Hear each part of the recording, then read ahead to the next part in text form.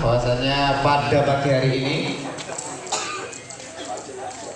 kita nanti akan bersama-sama mendengarkan kajian tentang kupas tuntas sholat tarawih Nabi yang langsung nanti akan disampaikan oleh narasumber kita, ustadz kita yang sudah hadir sejak beberapa hari, beberapa tahun ini. Luar biasa nih, ustadznya luar biasa. Sholat tarawih termasuk ibadah utama di bulan Ramadan, namun pelaksanaannya masih menyisakan beberapa pertanyaan sebagaimana sesungguhnya sholat malam Nabi di bulan Ramadan. Nah, nanti kita akan bersama-sama mengetahuinya. Sebelumnya mari kita buka kajian ini dengan bacaan basmalah bersama-sama. Bismillahirrahmanirrahim. Yang selanjutnya akan disampaikan lantunan ayat suci Al-Quran oleh Ananda Al-Fatih. Kepada Ananda Al-Fatih kami persilahkan. Assalamualaikum warahmatullahi wabarakatuh.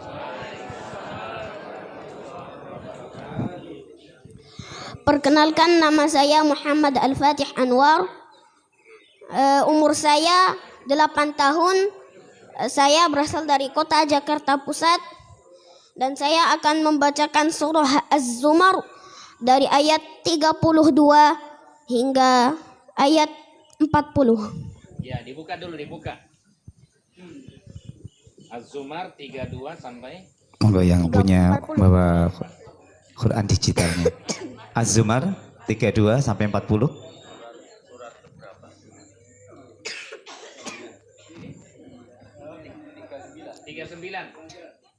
Surat ke-39 ayat 32 sampai 40.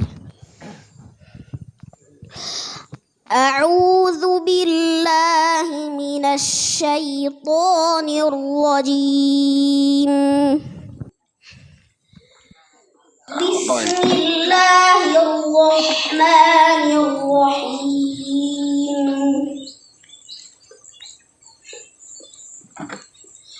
فمن أظلم ممن كذب على الله وكذب بالصدق إذ جاءه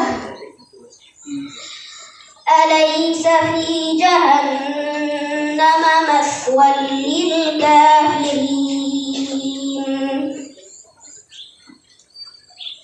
والذي جاء بالصدق وصدق به أولئك هم المتقون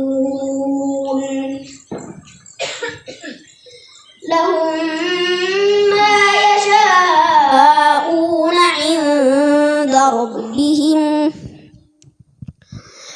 ذلك جزاء المحسنين ليكفر الله عنهم أسوأ الذي عملوا ويجزيهم أجرهم بأحسن الذي كانوا يعملون أليس الله بكاف عبده ويخوفونك بالذين من دونه ومن يضلل الله فما له من هاد ومن يهد الله فما له من مضل أليس الله بعزيز ذي انتقام ولئن سألتهم من خلق السماوات والأرض ليقولن الله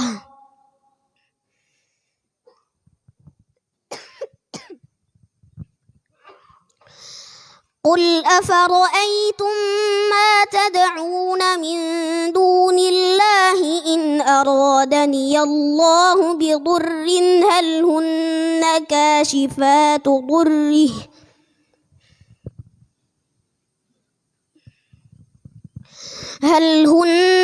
كاشفات ضره أو أرادني برحمة هل هن ممسكات رحمته قل حسبي الله عليه يتوكل المتوكلون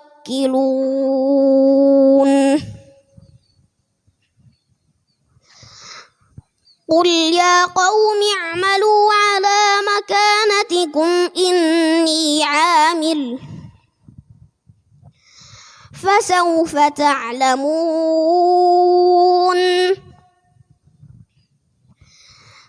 من يأتيه عذاب يخزيه ويحل عليه عذاب مقيم صدق الله العظيم. Masya Allah. Terima kasih ya. Terima kasih, jazakallah. Ini saya kasih buku. Saya kasih buku untuk Ananda Al-Fatih Al-Hafidh. Ya. Ini buku Salat Sesuai Tuntunan Nabi Sallallahu Alaihi Wasallam, mengupas kontroversi hadis sekitar salat. Ini tulisannya kakek ya. Mbak Kakung, kakek kalau di Sulawesi. Ini campuran ini, Sulawesi, Gorontalo, Papua. Ya. Kemudian ini ayah dengan sejagat nasihat. Ini tulisannya Ustadz Beta, Ketua Kopi Ngaji. Ya. Mudah-mudahan manfaat ya. Jadi imam besar di Masjidil Haram dan di Masjid Nabawi. Amin. Makasih. Masya Allah.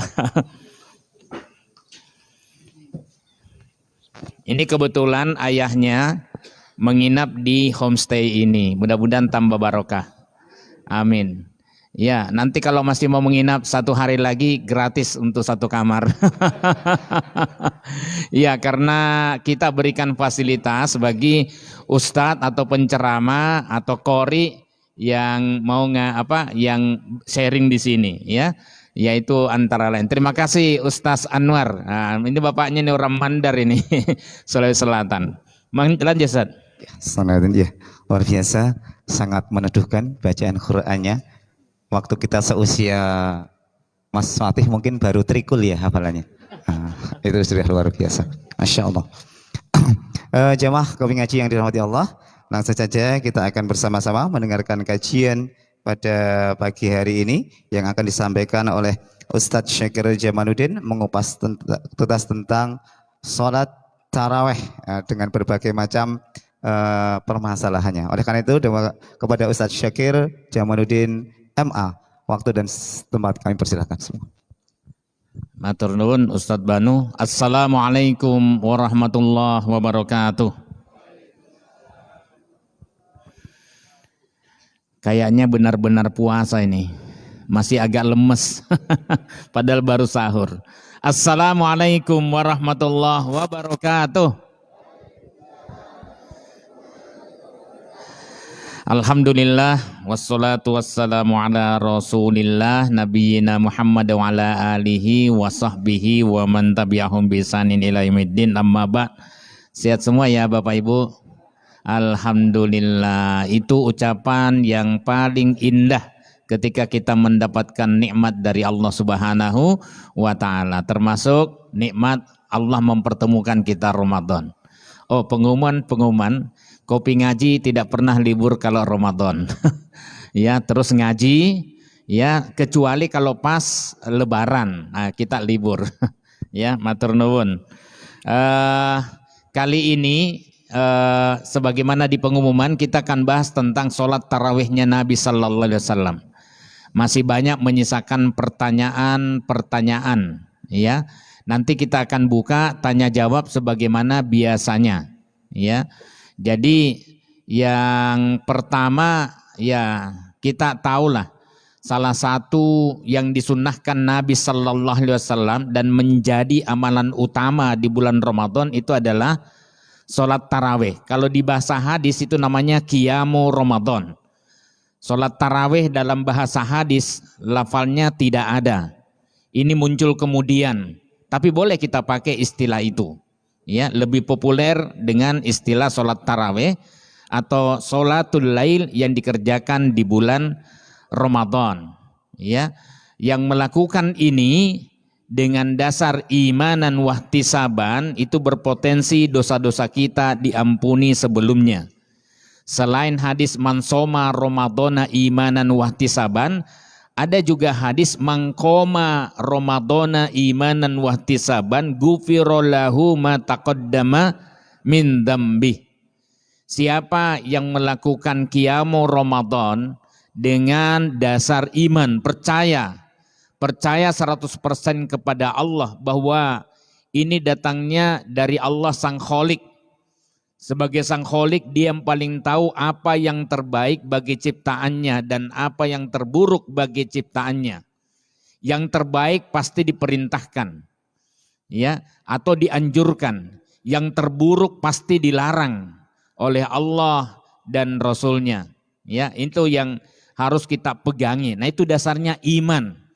Jadi orang yang meyakini ini pasti dia enteng melaksanakan puasa itu. Sampai Allah katakan hanya ayyamam ma'dudat. 1 bulan itu, 1 bulan puasa Ramadan hanya dikatakan ayyaman ma'dudat. Hanya ya beberapa hari saja yang terbilang. Ya, ya memang enteng ya. Alhamdulillah, nah kita termasuk mudah-mudahan yang berbahagia dengan kedatangan bulan ampunan ini. Amin. Walaupun hadis yang sering disampaikan oleh sebagian ustadz kita, mamfariha bidukhuli Ramadan harramallahu jasadahu 'alan niron. Jangan dijawab cakep ya. Karena ron gitu ya. Ramadan, niron ya, cakep. Ini tidak cakep sama sekali. Ini hadis palsu. Ya, hadis palsu. Bahkan saking palsunya dalam kitab kumpulan hadis al-maudu'at, kumpulan hadis palsu yang lain tidak ditemukan. Saking inginnya mengatakan bahwa kita termasuk orang yang berbahagia dengan datangnya bulan yang penuh ampunan, syahrun mubarak, bulan yang penuh barokah. Ya, tapi janganlah begitu. Kalau dalam bahasa orang Jawa, ngono yo ngono neng ojo ngono. Ya, artinya biar Ustadz Banu yang terjemahkan. Ya begitu, nah ini yang orang dari luar Jawa ini ya. Begitu ya begitu tapi jangan begitu. Gimana terjemahannya? Baru kita tahu kalau melihat konteksnya. Ya kita bahagia tentu. Bahagia dengan syariat Allah ya, sebagai bentuk rahman rahim Allah, kasih sayang Allah kepada kita. Ya, kita tentu bahagia. Alhamdulillah. Nah, salah satu amalan utama yaitu sholat taraweh. Ada yang mempertanyakan kalau sholat taraweh atau qiyamu Ramadan yang dikerjakan di awal malam setelah sholat isya itu apakah pakai sholat iftitah atau tidak? Ya, karena bahasanya itu siapa yang bangun malam di antara kalian ya falyaftati sholatahu bi rakaatain khafifatain. Ya, hendaklah dia buka sholatnya dengan 2 rakaat yang ringan-ringan. Nah, ringan-ringan itu maksudnya Al-Fatihah, setelah Al-Fatihah tidak ada surat, cukup Al-Fatihah saja. Ya, nah itu apakah dikerjakan atau hadis ini hanya berlaku di di akhir malam saja ketika orang bangun dari tidur? Kalau Muhammadiyah memahami, ya karena tidak ada yang mengatakan hadis ini khusus di akhir malam, maka hadis ini berlaku umum. Ya, selama tidak ada dalil yang mengecualikan, yang mengkhususkan, maka dalil ini berlaku umum. Yang penting kita sholat malam mulai dengan 2 rakaat yang ringan-ringan. Kalau dalam bukunya Syekh Al-Albani sifat sholat Nabi itu dia mengatakan sebagai sholat pemanasan. Ya monggo lah, ya boleh buat istilah yang lain juga boleh. Yang penting maksudnya itu. Jadi gitu ya. Nah itu ada kontroversinya. Ya tidak masalah. Ya semua ada dasarnya. Kalau ada yang mengatakan tidak ada Nabi SAW sholat iftitah di awal malam, ya betul. Ya karena Nabi SAW umumnya sholat malam itu di akhir, sepertiga akhir malam.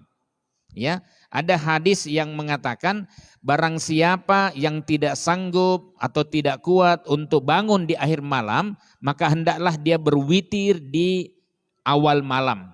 Ya, namun barang siapa yang merasa mampu bangun di akhir malam, fal yutir akhirul lail. Maka hendaklah dia berwitir di akhir malam.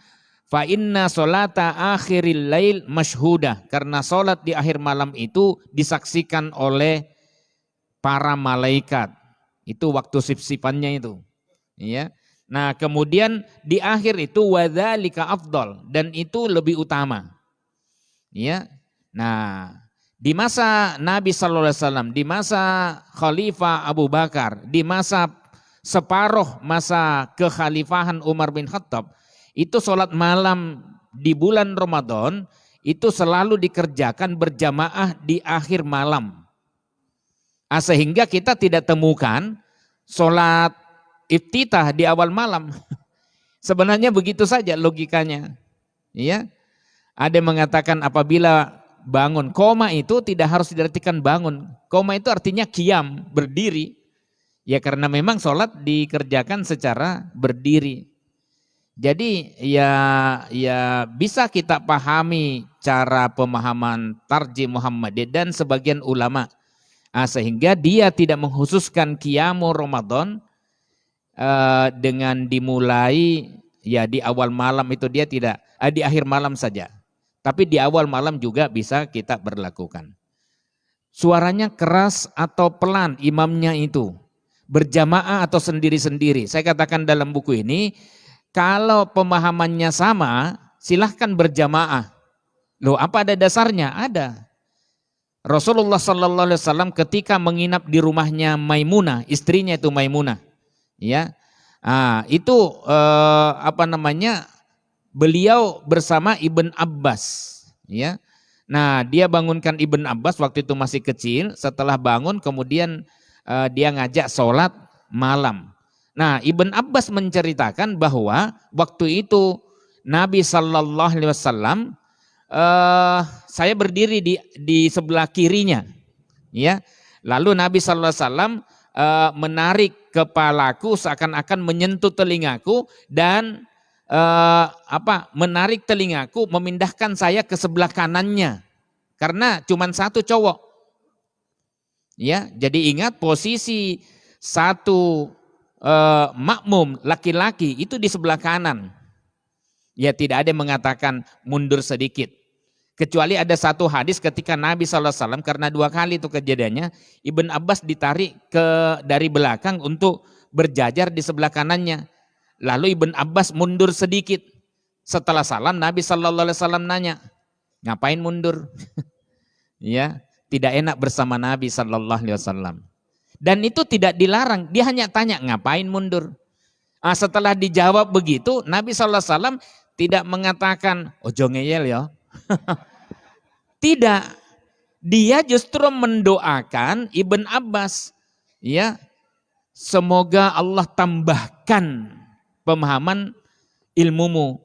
Nah, doanya dikabulkan oleh Allah sehingga Ibn Abbas itu menjadi sahabat yang paling paham tentang maunya Nabi, paling paham tentang tafsir ayat Al-Quran yang dijelaskan oleh Nabi Sallallahu Alaihi Wasallam lewat kaulnya, lewat perkataannya, lewat fiilnya, perbuatannya, dan lewat takrirnya.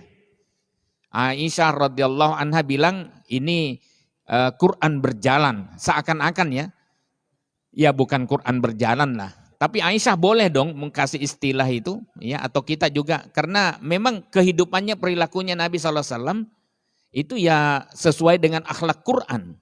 khuluquhul Quran. Akhlaknya Nabi itu akhlak Quran. Cuman perbedaannya Nabi manusia. Sebagai manusia tentu dia pernah melakukan kesalahan. Ditegur juga oleh Allah, ya. Dalam Al-Qur'an itu. Ya, ada orang buta ingin cari nasihat, dakwah, ajaran Islam, malah Nabi SAW lebih fokus kepada tokoh masyarakat Bani Israel, ya. Nah, jadi itu tokoh masyarakat dengan harapan dia menginginkan siapa tahu kalau pentolannya itu kemudian dapat hidayah, setelah itu dia masuk Islam, dakwahnya kena. Ternyata tidak juga. Disitulah Allah menegur nabinya Muhammad sallallahu alaihi wasallam. Artinya ada kesalahan, cuman kesalahannya itu langsung dapat teguran kontan dari Allah Subhanahu wa taala. Itulah yang membedakan ya dengan manusia yang lain. Jadi dia dibimbing oleh wahyu, ya. Nah, kemudian tadi kembali kepada sholat malam. Terus suaranya bagaimana? Ya, Ibn Abbas mendengar Nabi SAW hanya membaca Al-Fatihah, tidak membaca Ummul Quran kalau dalam bahasa hadisnya itu. Tidak membaca surat setelahnya. Ya makanya ada bisa dikeraskan. Ya, bisa juga tidak. Tapi di sini saya katakan bahwa sekiranya jamaah heterogen dengan pemahaman yang berbeda-beda, dah sholat aja sendiri-sendiri. Kecuali jamaah heterogen itu sudah paham ilmunya. Bolehlah jamaah yang sudah paham ilmunya membiarkan jamaah yang meyakini bahwa sholat iftitah di awal sholat malam itu sunnah, ya silahkan. Ya, Anda yang tidak meyakini duduk saja menunggu, tidak ada masalah. Artinya kita saling memahami saja. Ya, itulah kedewasaan kita. Sama dengan ketika ada perbedaan. Ya, ini satu Ramadannya 18 atau 19. Ya, satu Ramadannya ya satu Ramadan. Ya, nanti ada lagi pertanyaan lanjutan kemarin tuh di Masjid Gede ya. Di Masjid Gede pas hari apa itu ya? Hari Kamis ya. Ada yang ke sana nih, Pak. Iya, hari Kamis ya. Iya, Masjid Gede ada yang tanya, kalau beda waktu begini, satu Ramadannya ada yang meyakini 18, katanya pakai KHGT. Ya, apa itu kalender Hijriah Global Tunggal. Ya, dan ada yang meyakini 19 Februari 2026, tapi juga katanya pakai KHGT juga. Jadi yang mana sebenarnya yang tunggal? Nah, itu evaluasi lah.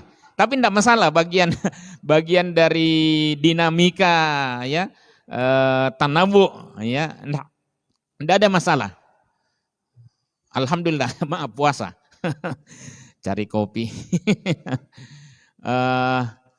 Jadi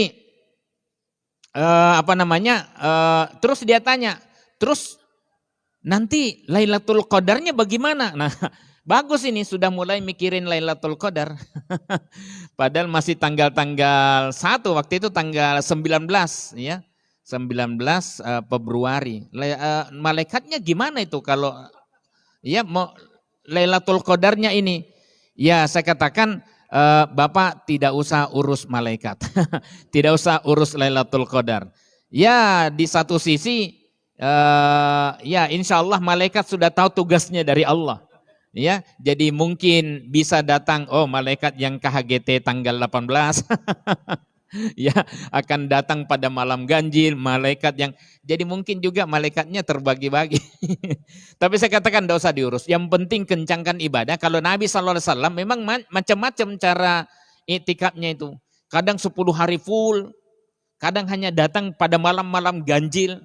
Ya, sebagaimana yang dilaporkan oleh Abu Dzar, yang kemudian memunculkan mangkoma ma'al imam hatta yansorifa kutiba lahu qiyamul lailah. Ya. Nah, jadi tidak usah khawatir. Ya, yang penting semangat dalam beribadah, semangat dalam mengumpulkan amalan di bulan Ramadan, semangat dalam mengaji, mengaji yang benar, sak maknane, setelah itu diamalkan. Saya sering bilang jangan menghabiskan energi hanya fokus untuk membaca Quran tapi tidak tahu maknanya. Ya. Karena Fakhrur Razi mufassir ya yang kalau dia menafsirkan agak banyak unsur ra'yinya ya, pendapat dia. Ya, tapi bagus dia. Rubbatalil Quran wal Quran yal'anu. Begitu banyak orang yang membaca Quran, dia tidak sadar ya, Quran sedang mengutuknya. Kenapa? Karena hanya fokus menghabisi Quran 1 bulan, 30 juz, 1 kali khatam. Ya, ada yang 1 bulan 5 kali khatam. Ya, mungkin orang-orang yang sudah paham maknanya bisalah lancar begitu. Tapi kita yang orang Indonesia yang umumnya tidak paham dengan apa yang kita baca, jangan-jangan ayat yang kita baca itu adalah ayat yang mengutuk perbuatan kita.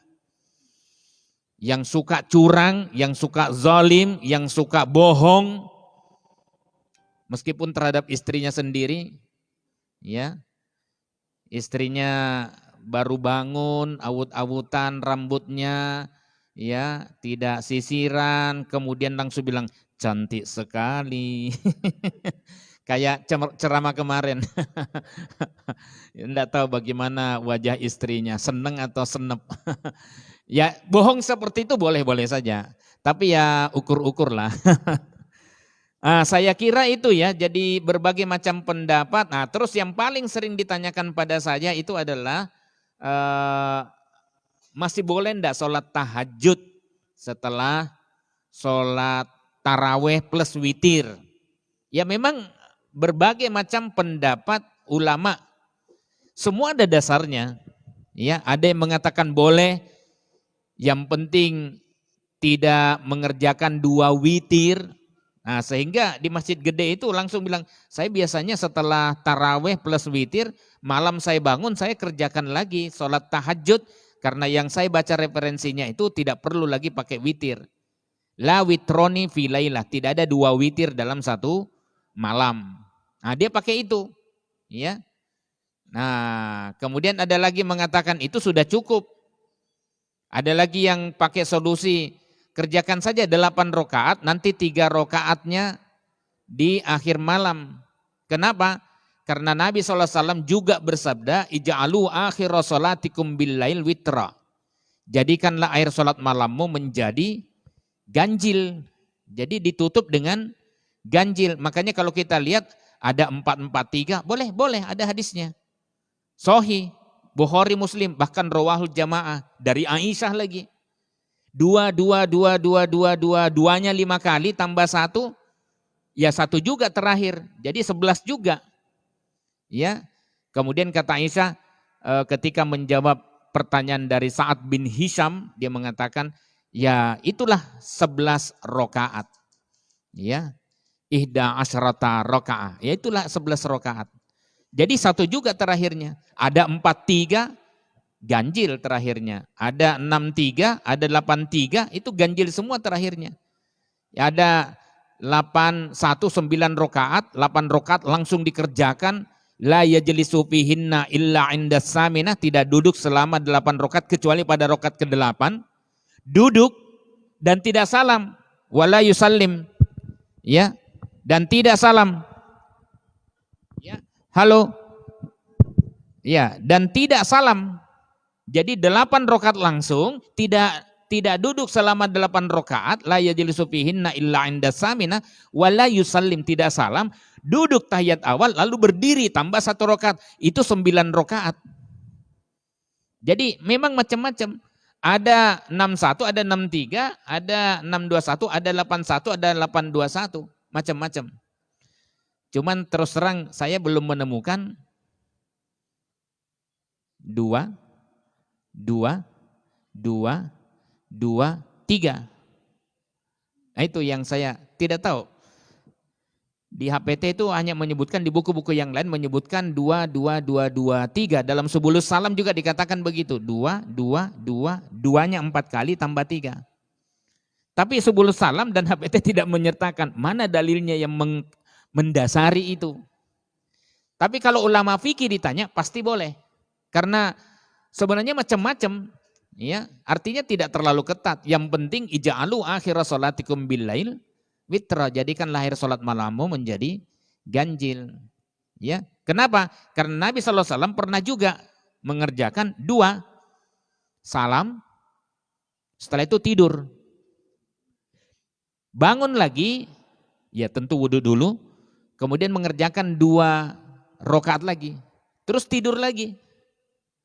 Ya, bangun lagi, mengerjakan 2 rakaat lagi. Sudah tidak tidur, setelah 2 rakaat salam, langsung 3 rakaat. Ada, jadi 2, 2, 2, 3.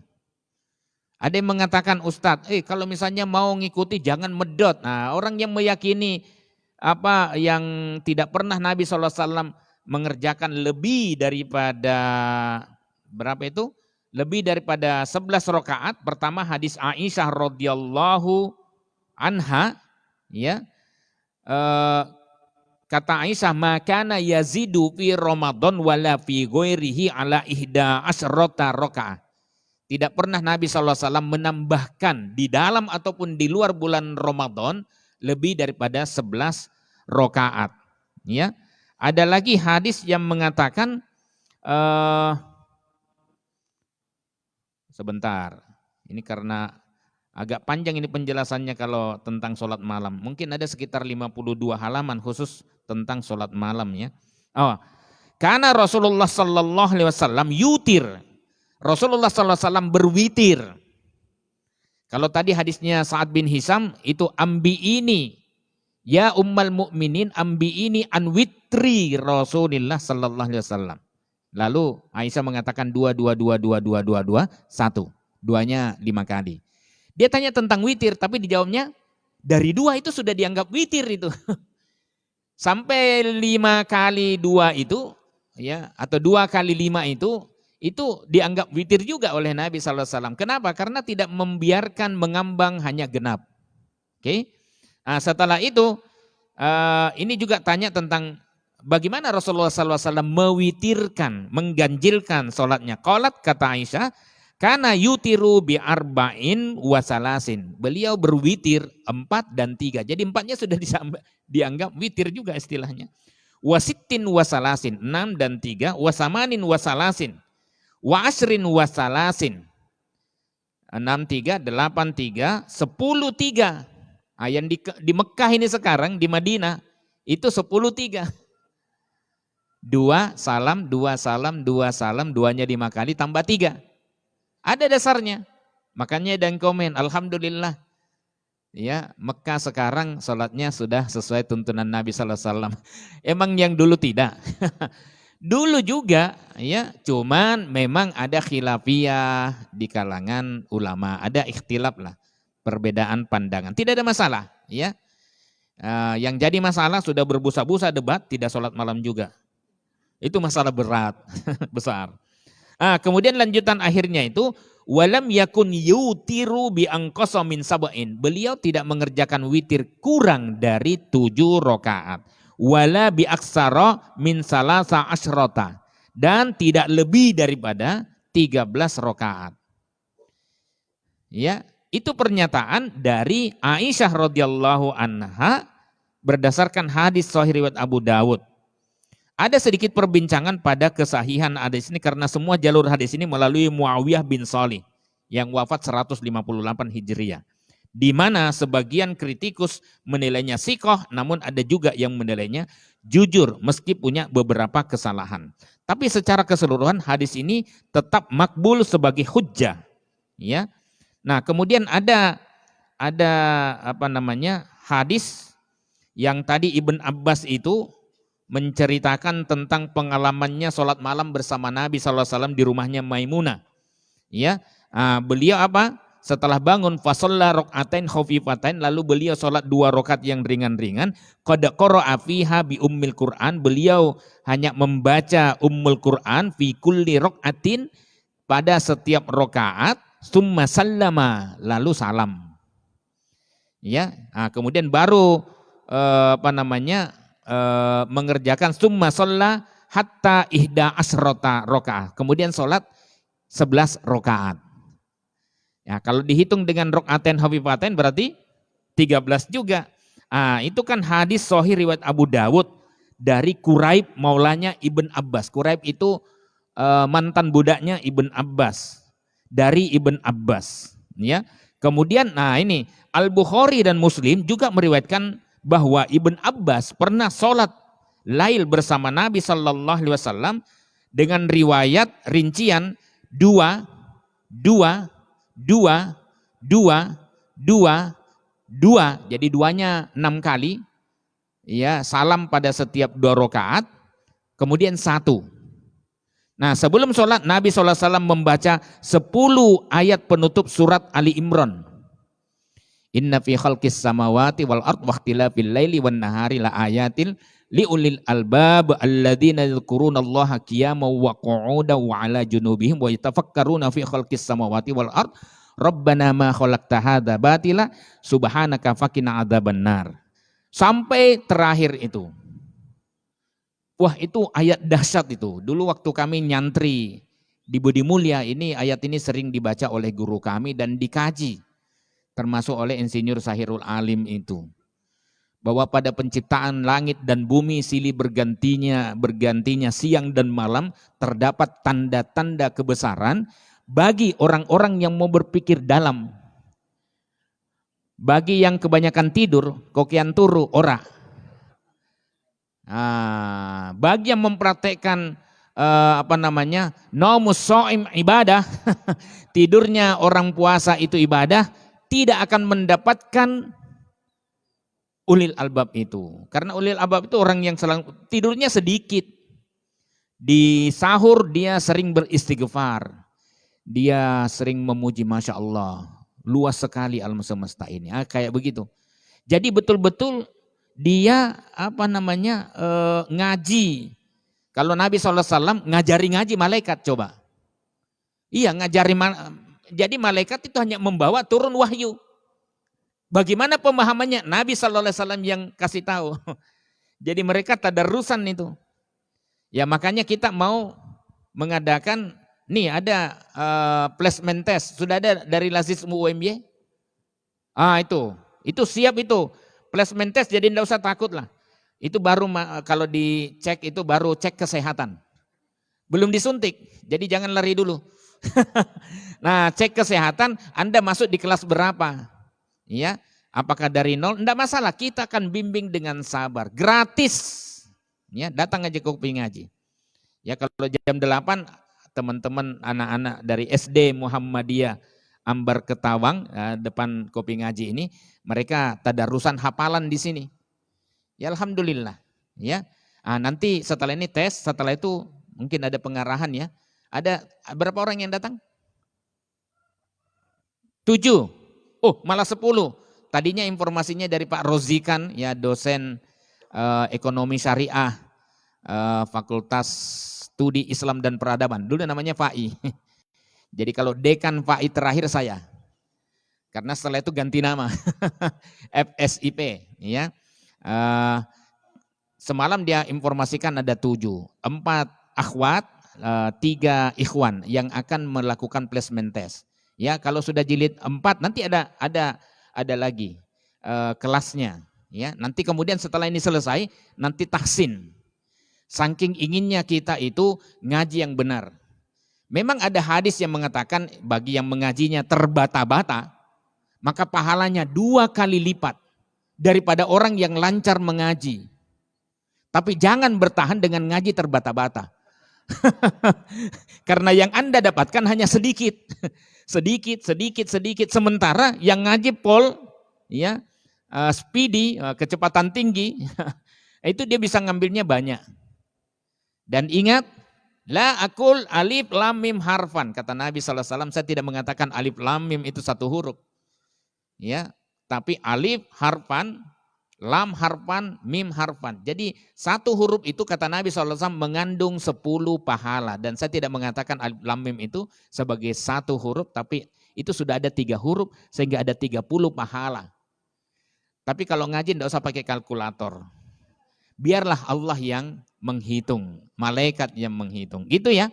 Waduh, padahal saya sudah percepat temponya ini. tapi saatnya tanya jawab. Oh pas ya. Ada waktu sekitar 20 atau 15 menit untuk tanya jawab. Oh ada satu yang saya, terakhir itu doa setelah, kebetulan ada yang masuk di WA saya. Adakah tuntunan bacaan khusus di sela-sela sholat tarawih? Tidak ada. Tidak ada. Bacaan khusus yang dituntunkan oleh Nabi Sallallahu Alaihi Wasallam di sela-sela akhir atau di sela-sela bacaan istirahat sholat tarawih, bacaan khusus tidak ada. Nabi Sallallahu Alaihi Wasallam tidak mengajarkan. Ya, kalau istighfar masa enggak boleh? Ya boleh saja. Sebab Aisyah pernah bertanya, bagaimana kalau saya melihat merasakan ada Lailatul Qadar datang? Ya pada saat kita sedang sholat ada rasa-rasa begitu, udah. Allahumma innaka afuun tuhibbul afwa fa'fu anni. Saya tidak pakai karim, saya sudah analisis hadisnya. Itu yang pakai karim, itu hadisnya dhaif. Ya, tapi boleh istighfar.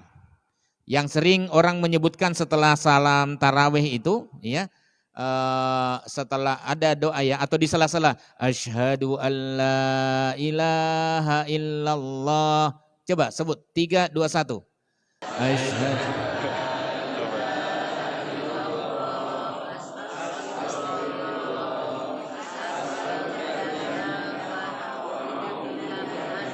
Nah, ini hafal semua, alhamdulillah hafal semua. Ini doa yang bagus, cuma hadisnya tidak ada. Iya, tidak ada hadisnya, tapi boleh. Saya katakan boleh. Kenapa? Karena Nabi SAW menyuruh kita untuk berlindung dari api neraka. Ta'awwadhu billahi atau min adzabin nar. Ya. Jadi berlindunglah kepada Allah dari azab neraka. Jadi boleh.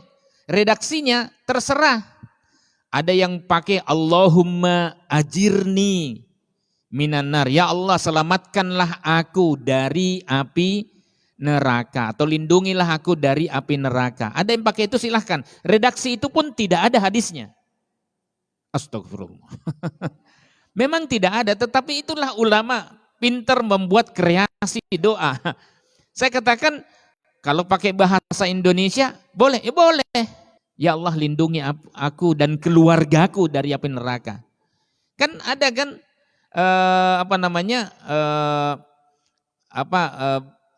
minta supaya dijauhkan keluarganya dari api neraka. Dalam Quran kan ada. Ya. Ada lagi yang pakai Allahumma a'tiqni minan nar. Tahu? Ada yang mengajarkan, ada video yang tersebar itu. Orangnya pakai jenggot putih, pakai bahasa Inggris tapi dia menjelaskannya. Setelah saya minta kiriman, ada doa yang tidak pernah kita ucapkan, coba kirim ke saya. Oh iya, langsung saya cek hadisnya, karena di laptop saya ada sekitar 1.200 kitab hadis. Langsung saya cek hadisnya, ternyata ada ulama salaf itu tidak suka dengan doa ini. Karena atikni atau atikna, bebaskanlah, itu nanti kalau sudah masuk neraka. Baru minta dibebaskan. Iya enggak sih? Ini rasa bahasa ya. Tapi kalau ajurni, itu dia minta dilindungi.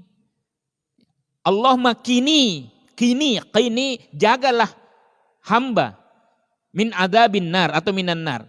Dari api neraka. Itu minta dijaga supaya tidak masuk. Jadi kalau bisa, jamaah kopi ngaji, ya paham. Jangan upayakan, jangan masuk. Kalau bisa langsung masuk surga. Siap, mati dulu. Lah mau masuk surga enggak mati? Enggak bercanda kalau ini. Ya, tapi maksud saya enggak perlu lagi mampir di neraka. Nah, itulah pakai a'tiqni minan nar. Itu ada redaksi hadisnya, tetapi ulama salaf tidak suka. Ya, ulama salaf itu ulama yang berpegang teguh kepada Quran dan Sunnah Nabi Sallallahu Alaihi Wasallam. Monggo Ustaz. Biasa kita sampai pada sesi tanya jawab. Mau pilih. Tadi nanti belum digarisbawahi Ustaz, terkait tahajud setelah tarawih tadi digarisbawahi apakah dari tarjih? Baik. Nah ini yang sering saya ceritakan. Ketika bukunya Prof. Samsul Anwar, Ketua Majelis Tarjih selesai, dia menulis itu buku Salat Taraweh, Tinjauan Hadis, Fikih dan Sejarah. Itu tebalnya 456 halaman hanya membahas sholat tarawih saja. Dari sisi hadis, fikih, dan sejarah sholat tarawih. Nah, buku sholat saya sesuai tuntunan Nabi mengupas kontroversi hadis sekitar sholat. Ada pengantarnya, ada toharohnya, ada sholatnya, sholat wajib dan sholat sunnah. Ini hanya 356 halaman. Ini cetakan 19, dulu warna hitam. Ya, sekarang warna putih, cetakan 19. Setiap cetak 3.000. Ya, saya kasih ucapan selamat. Habis sholat isya kami tidak sholat taraweh ikut karena ada pengajian Ramadan. Ya, nah di UMY. Kemudian setelah itu saya kasih ucapan selamat ya Prof, udah selesai, udah terbit lagi bukunya. Ya, ada satu pertanyaan saya karena saya sudah baca buku itu walaupun 456 halaman. Ya, satu pertanyaan saya Prof, masih bolehkah sholat tahajud setelah sholat taraweh plus witir? Terus pertanyaan saya itu dijawab dengan pertanyaan, berapa rakaat orang itu mau sholat malam? Nah, bagi orang yang paham hadis, peneliti hadis, bergelut di dunia hadis, dia pasti temukan bahwa Nabi Shallallahu Alaihi Wasallam sholat malamnya itu ternyata hanya 11 rakaat atau 13 rakaat. Tidak ada itu sholat di awal malam 11, setelah itu bangun 8. Walaupun saya memahami, ya, ada juga yang mengatakan tidak ada batasan untuk sholat tahajud. Mau berapapun, karena landasannya sholatul lail masna-masna. Apabila khawatir masuk waktu subuh, maka berwitirlah dengan 1 rakaat. Sehingga orang ini tidak menggunakan, tidak ada 2 witir dalam satu malam. Dia sudah witirnya di depan, akhirnya dia tahajud juga. Kenapa? Dia tidak mau kehilangan kebiasaan bangun malam. Cuma pertanyaannya Prof. Samsul langsung saya tangkap. Langsung saya bilang, saya tidak lagi. Tapi enggak. Langsung saya katakan terima kasih. Kenapa? Karena itu sudah jelas. Nah, seperti yang saya katakan tadi. Coba kalau saya tidak kasih pengantar di awal. Ya, pasti akan ada pertanyaan balik. Tapi kalau sudah saya saya jelaskan pertanyaan bahwa Nabi SAW ternyata dari hadis Aisyah, dan Aisyah yang paling tahu sholat malamnya Nabi SAW, ternyata sholatnya hanya 11. Bapak Ibu, saya tetap memahami yang mau 23 silahkan, yang mau 4 silahkan. Saya tidak bertanggung jawab. Kan Anda yang melakukan, saya hanya menyampaikan hadisnya.